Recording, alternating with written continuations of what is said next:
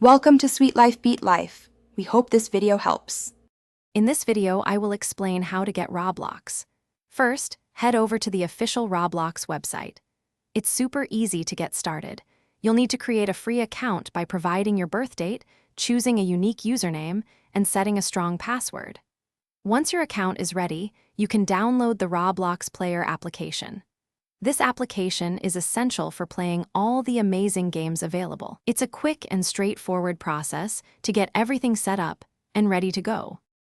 After downloading, find the installer file, usually in your Downloads folder, and double-click it. This will start the installation wizard.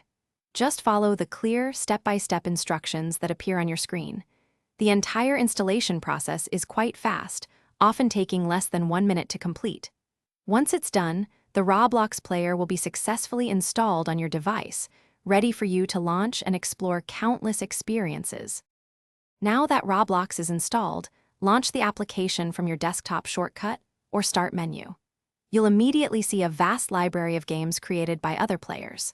There are literally millions of experiences to choose from, ranging from adventure and role-playing to simulations and obbies. You can easily browse through different categories or use the search bar to find a specific game you're interested in.